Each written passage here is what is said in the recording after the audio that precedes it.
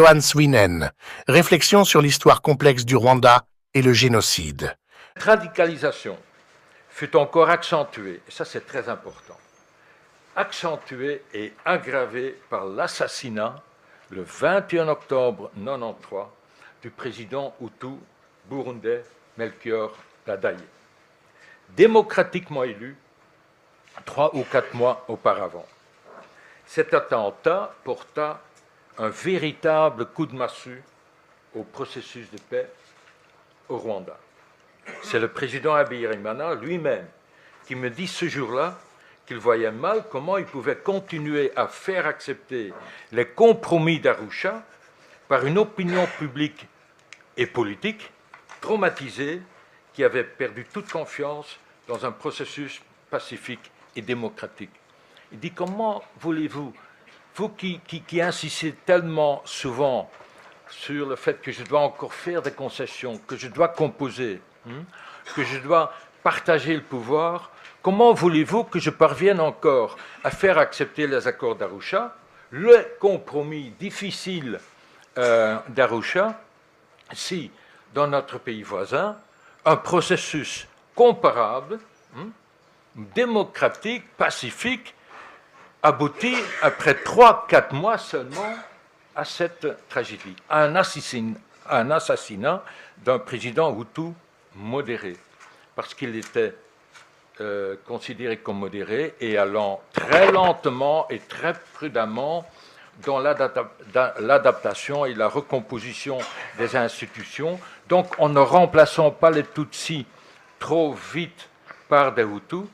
Donc ce serait peut-être plutôt des Hutus qui auraient pu avoir quelques raisons de mécontentement, mais on le savait déjà le jour même que c'était les militaires Tutsis burundais qui avaient assassiné le président Ndadaye. Nous continuons avec toute notre énergie, je parle de diplomates, à plaider pour une meilleure et une plus persuasive explication du compromis d'Arusha, qui ne tolérait pas d'alternative, tellement forte fut l'aspiration à la paix, à la sécurité et à la tranquillité des personnes déplacées, surtout des personnes déplacées.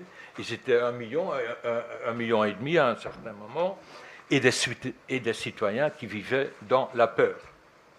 Mais je préconisais la même attitude du côté du FPR, en posant directement la question au major Kagame s'il pensait vraiment, par exemple, si sa radio, Muhabura, était conforme aux accords de paix.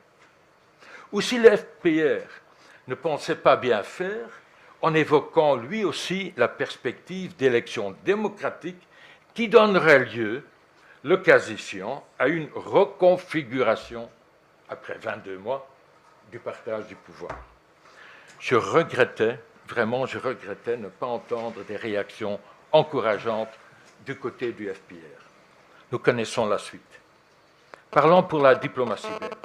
Le 10 avril 2014, Johan Swinen, ancien ambassadeur belge, a livré un témoignage poignant et éclairant sur ses expériences et l'histoire complexe du Rwanda. Au cours d'une discussion captivante, il a partagé des perspectives riches et nuancées sur son parcours diplomatique qui a débuté en août 1990. Son arrivée à Kigali s'est faite dans un contexte de paix et de stabilité apparente sous la présidence de Juvenal Habyarimana. Cependant, l'assassinat de Habyarimana en avril 1994 a marqué un tournant dramatique, entraînant une escalade de la violence qui a culminé dans le génocide.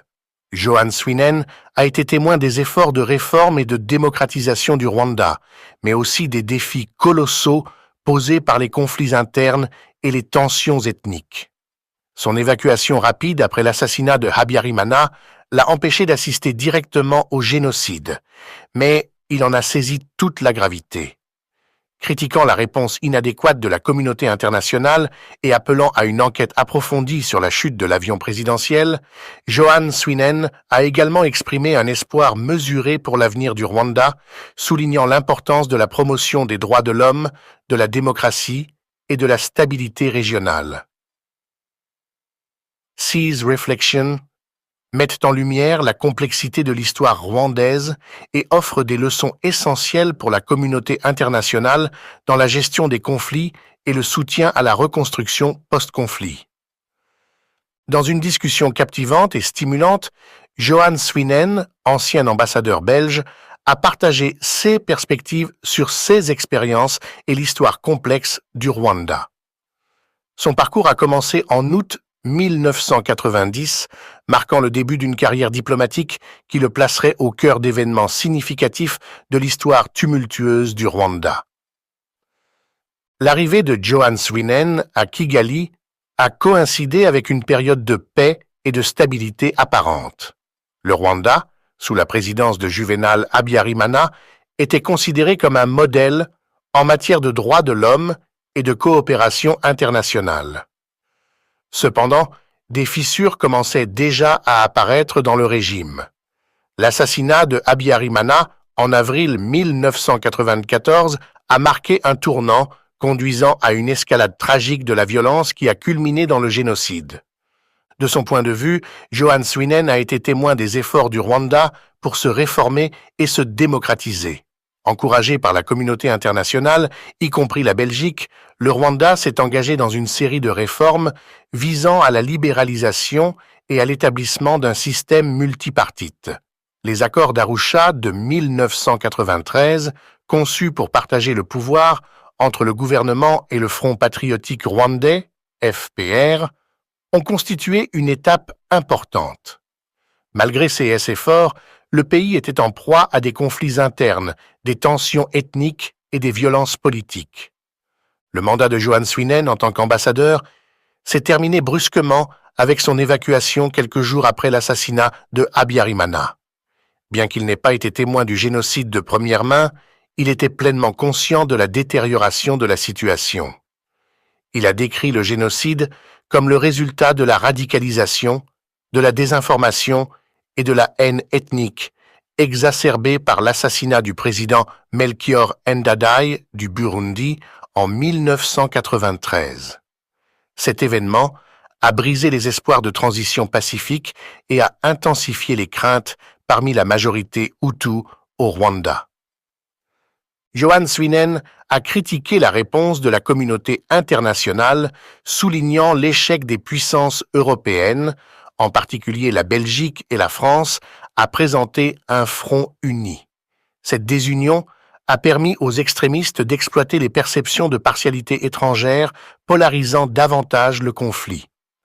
Le retrait de la force de maintien de la paix des Nations Unies, la mission des Nations Unies pour l'assistance au Rwanda, MINUAR, a laissé le Rwanda vulnérable au chaos qui s'ensuivit. Réfléchissant à ces expériences, Johan Swinen a posé des questions cruciales sur les origines et la perpétuation du génocide. Il a interrogé le rôle de divers acteurs, y compris le FPR et les extrémistes Hutus, dans l'instigation de la violence. Il a également appelé à une enquête internationale approfondie sur la chute de l'avion de Habyarimana, un événement qui reste entouré de mystères. Malgré le sombre passé, Johan Swinen a exprimé son espoir pour l'avenir du Rwanda. Il a reconnu les progrès significatifs réalisés dans les infrastructures, le développement économique et la gouvernance. Cependant, il a souligné la nécessité d'efforts soutenus pour promouvoir les droits de l'homme, la démocratie et la stabilité régionale. La lutte contre la pauvreté et l'établissement d'un gouvernement transparent et responsable restent cruciaux pour une paix durable.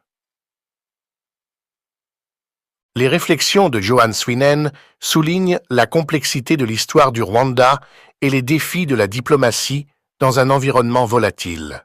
Ces perspectives offrent des leçons précieuses pour la communauté internationale dans le traitement des conflits et le soutien à la reprise post-conflit. Le chemin vers la vérité et la réconciliation continue, et l'espoir est que le Rwanda puisse atteindre une paix durable et un avenir prospère pour son peuple. Nous poursuivons ce débat avec vous, Johan Swinen. Bonjour. Bonjour. Alors, vous avez été ambassadeur à Madrid, vous avez été ambassadeur à La Haye, vous avez été ambassadeur du Royaume de Belgique à Kinshasa, et je ne dis pas ça par hasard, Mais votre premier poste diplomatique, c'est à Kigali en 1990. C'est plus précisément en août 1990. Vous allez donc prendre votre poste d'ambassadeur, le premier de votre carrière. Avant de partir en Afrique, vous allez forcément au ministère des Affaires étrangères, où on vous parle à ce moment-là du Burundi voisin, on vous parle du Zaïre, avec lequel les relations sont compliquées entre Bruxelles et Kinshasa, à cause de l'affaire des disparus et des morts de l'université du campus de Lumumbashi.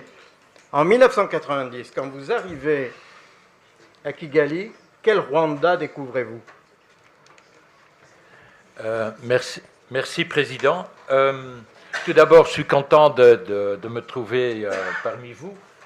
Merci de votre accueil et merci de votre invitation. Je crois que nous faisons bien, Belges, Français et autres Européens et Américains et Africains, de poursuivre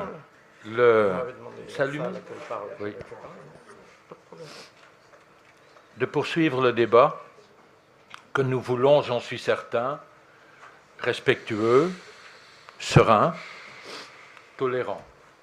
Je crois que le 20e anniversaire de la commémoration du 20e anniversaire du génocide est une bonne occasion pour s'encourager à poursuivre l'effort dont parlait Carla Del Ponte, l'effort de recherche de la vérité.